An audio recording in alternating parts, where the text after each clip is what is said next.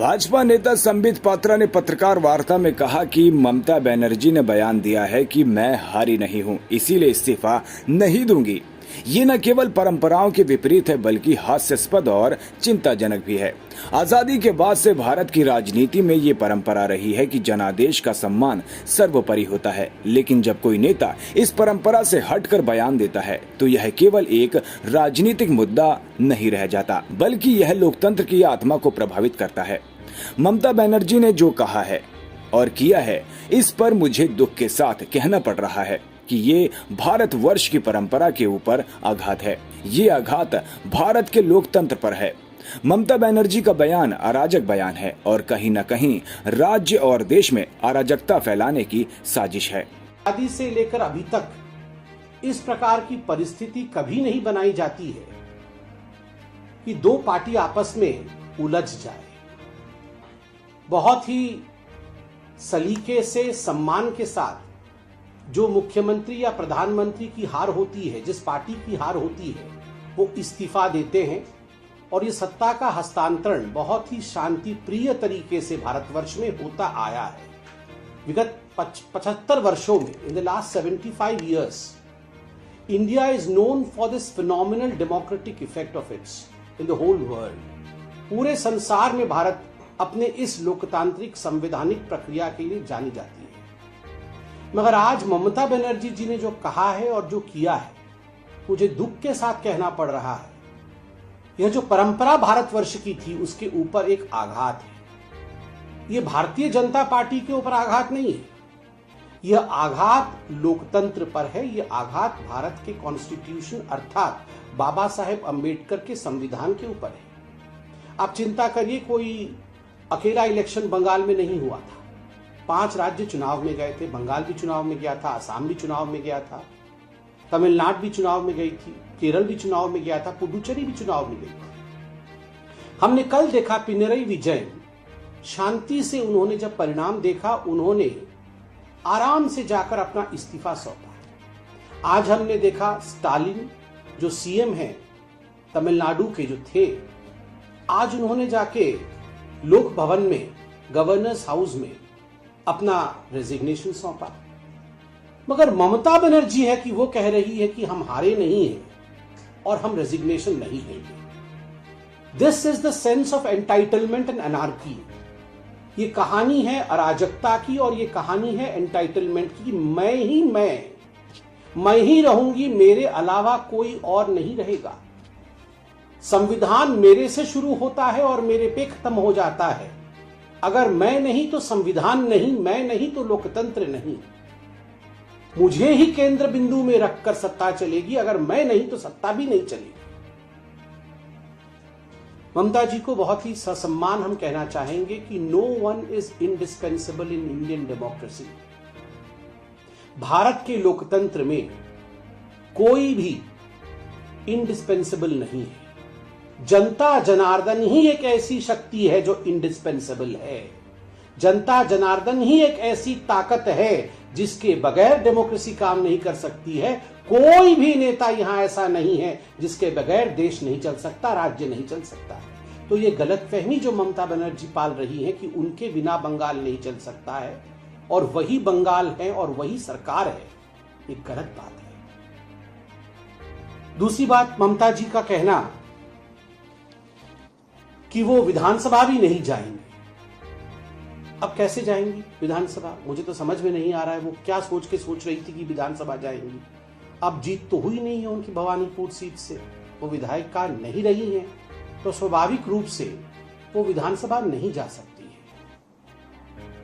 और उन्होंने ये भी कहा कि मैंने इंडी गठबंधन के सभी लोगों से बारी बारी बातचीत की। सभी लोगों ने मुझे भी फोन किया, मैंने भी इंडी गठबंधन के सभी लोगों से फोन पे बात की। मुझे तो समझ में नहीं आता ये इंडी गठबंधन क्या चीज है। ये फोन पे ही बात करने के लिए है, बीच बीच में हाथ पकड़ने के लिए है? ये क्या चीज है इंडी गठबंधन? ये 5 राज्यों में चुनाव हो रहे थे, क्या हो रहा था इंडी गठबंधन का? राहुल गांधी जाके ममता जी के खिलाफ बोल रहे थे, ममता जी कांग्रेस के खिलाफ बोल रही थी, एक दूसरे के खिलाफ वो लड़ रहे थे। फिर काहे का इंडी गठबंधन? ये काहे का इंडी गठबंधन और किस चीज के गठबंधन को लेकर ये लड़ रहे हैं? लेफ्ट के खिलाफ तो कांग्रेस पार्टी लड़ रही थी केरल में, और अब वो बोल रहे हैं कि हम इंडी गठबंधन है। ये इंडी गठबंधन केवल एक फोटो अपॉर्चुनिटी के लिए सारे लोग एक दूसरे का हाथ पकड़ करके खड़े हो जाते हैं, उससे होता जाता कुछ नहीं है, केवल फोटो अपॉर्चुनिटी होती है। मगर जनता इन सब विषयों से, इन सब भ्रामक विषयों को समझती है। बड़े दुख के साथ मुझे कहना पड़ रहा है कि ममता बनर्जी जिस प्रकार की स्टेटमेंट दे रही है, ये अराजक स्टेटमेंट है और कहीं ना कहीं राज्य में और भारतवर्ष में अराजकता फैलाने की एक साजिश है। She should desist from giving such kind of irresponsible statement. This is democracy and democracy in India should always be respected. उन्होंने कहा कि हमारी मोरल विक्ट्री हुई है, भारतीय जनता पार्टी की ऑफिशियल विक्ट्री हुई है और हमारी मोरल विक्ट्री हुई है। ममता जी मोरली जीत गई है। तो हमने भी कहां रोका है? आपको अगर लगता है कि आपकी मोरल विक्ट्री हुई है तो आप मोरल मिठाई खाइए, आप आराम से मोरली उसको सेलिब्रेट करिए, हमने तो कभी रोका नहीं है। मगर जो ऑफिशियली होना चाहिए वो तो ऑफिशियली ही होगा ना। मुझे लगता है जनता जनार्दन सब कुछ देख रही है। टीएमसी का सच, ममता जी के झूठ और भारत के लोकतंत्र की गरिमा, यह सब जनता जनार्दन के सामने है। जनता ने अभी जवाब दिया है, कल ही जनता के जवाब का नतीजे निकले हैं। जनता को इस प्रकार दरकिनार कर देना यह उचित नहीं है। ममता जी, मुझे लगता है बंगाल की जनता और बंगाल की जनता की भावनाओं का कदर करेंगी। धन्यवाद। आसाम की यदि हम बात करें तो आसाम में कांग्रेस पार्टी के जितने विधायक जीते, सिर्फ एक को छोड़कर बाकी सारे के सारे मुस्लिम एमएलए। इसको किस तरीके से देखते हैं? देखिए, उनके पार्टी का विषय है। उन्होंने जिसको टिकट दिया और तुष्टीकरण की राजनीति के कारण किसकी जीत होती है, ये उनके पार्टी का विषय है, वो बताएंगे।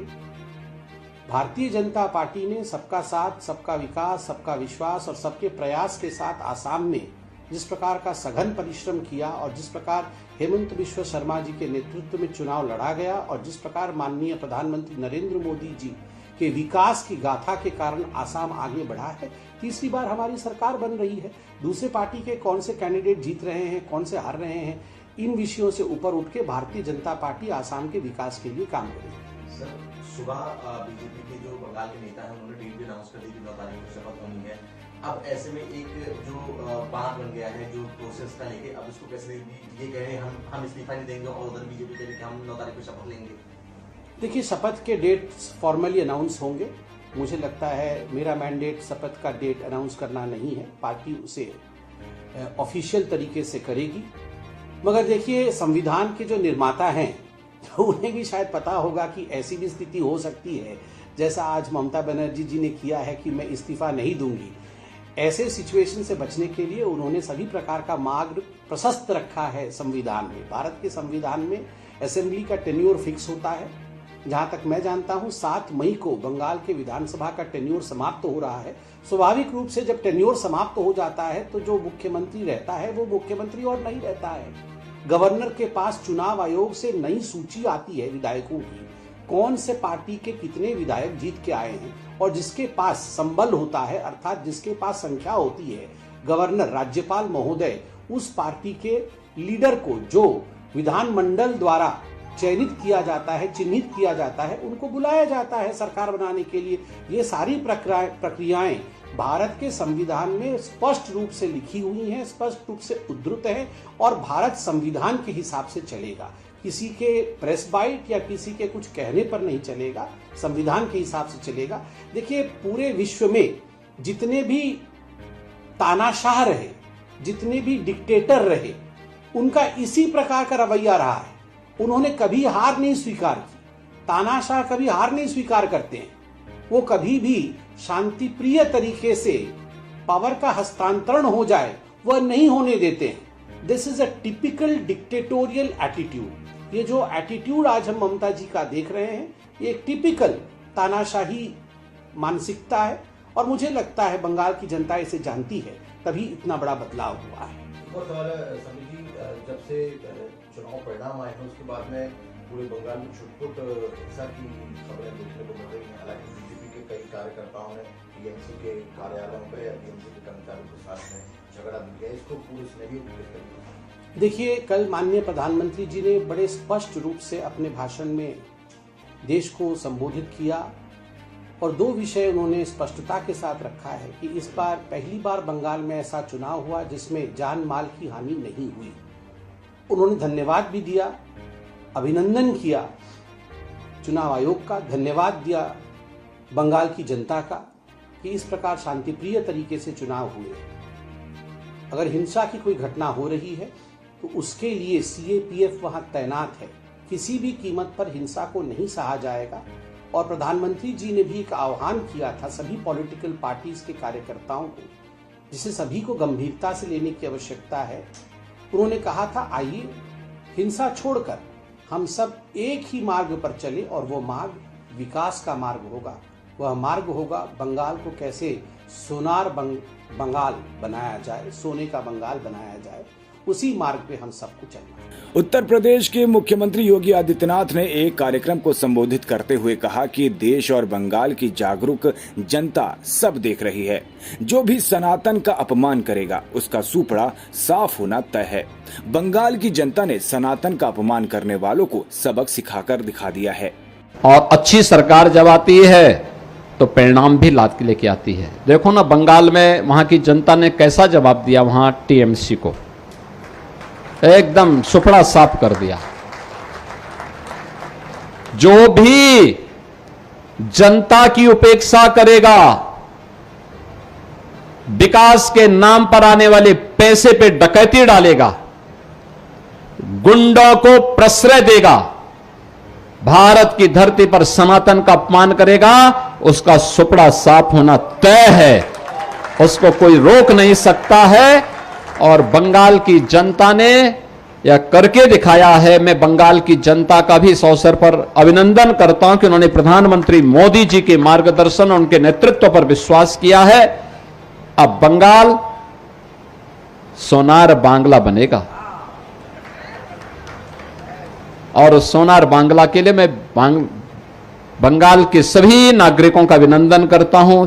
टीएमसी नेता अभिषेक बैनर्जी ने पत्रकारों से बात करते हुए कहा कि मैं चुनाव आयोग को चुनौती देता हूं कि दोपहर 12 बजे से शाम 6 बजे तक काउंटिंग सेंटरों की सीसीटीवी फुटेज जारी करे। अगर ऐसा किया जाता है तो हम जनता के जनादेश को पूरी तरह स्वीकार करेंगे। ईवीएम मशीन मैच नहीं हो रही। 12 घंटे मशीन यूज हुआ, लेकिन तब भी वो 90% चार्ज कैसे है। हमारे काउंटिंग एजेंट को नोटिस दिया गया जिससे वो काउंटिंग में ना जाए। हमें टॉर्चर किया जा रहा है। पार्टी दफ्तर तोड़े जा रहे हैं। अगर जनादेश है तो भाई आपने देखा ना, काउंटिंग सेंटर से तृणमूल के लोगों को भगाया गया मार के। वो सारे सीसीटीवी फुटेज रिलीज करे। भाई इलेक्शन कमीशन कुछ भी करता है तो आप लोगों को मीडिया में दे देता है रिएक्शन व्हाट्सएप ग्रुप में, तो सीसीटीवी फुटेज रिलीज कर दे कि काउंटिंग सेंटर में नहीं हुआ है, हम मान लेंगे जनादेश है। मेरा चैलेंज है कि सीसीटीवी फुटेज काउंटिंग सेंटर का मैं 100 ऐसे देता हूं आपको एसी, इलेक्शन कमीशन 10 रिलीज कर दे। काउंटिंग सेंटर का पूरा दिन का सीसीटीवी फुटेज खास करके 12 बजे के बाद से 6 बजे तक का 6 घंटा का रिलीज कर दे। मैं आपको कंप्लेंट का कॉपी देता हूं जहां पे 17C में जो ईवीएम रिकॉर्ड हुआ था और जो काउंटिंग टेबल में जो ईवीएम आया है दोनों अलग मशीन है। सीरियल नंबर मैच ही नहीं कर रहे। मैं देता हूं आपको, चिट्ठी भेजता हूं मीडिया ग्रुप में अभी। और ये आज मैं नहीं दे रहा हूं, कल हमारे काउंटिंग एजेंसी आरओ को दिया है, जहां पे मान लीजिए वोटिंग मशीन्स जो पूरा दिन आप ये कैमरा यूज कर रहे हो, बूम यूज कर रहे हो, भाई इसको आपको चार्ज तो करना पड़ता है। 12 घंटा मशीन यूज हुआ है जिसका चार्ज खत्म हुआ 50%, 55%, 59%, 60%, 90% मशीन्स वेर 92%, 93%, 95% चार्ज। ये कैसे संभव है? तो जनादेश है तो आप ये सार्वजनिक कर दीजिए, हम मान लेंगे जनादेश है। और जनादेश चाहे तृणमूल को 80 सीट मिले, 8 सीट मिले, 100 मिले, 150 मिले या 2 मिले, भाई हम वो सर झुका के लोग जो आदेश देंगे हम वो मानेंगे। और लोकतंत्र का यही खासियत है। लेकिन जिस तरीके से आपने माहौल बना के लोगों को वोटर लिस्ट से बाहर करके जोर जबरदस्ती कभी ईडी, कभी सीबीआई, कभी एनआईए से जिनको नोटिस दिया, और ऐसे भी लोग हैं जो काउंटिंग एजेंट्स थे कल, उनको भी नोटिस गया ताकि वो काउंटिंग में नहीं जा पाए। खाली आप चुनाव आयोग को बोलो कि भाई मैं 100 नाम देता हूं, आप 12 से लेके 6 बजे तक का सीसीटीवी फुटेज रिलीज कर दो। सीसीटीवी तो था ही, मैं गलत प्रूव हो जाऊंगा, आपके सामने आके माफी मांग लूंगा।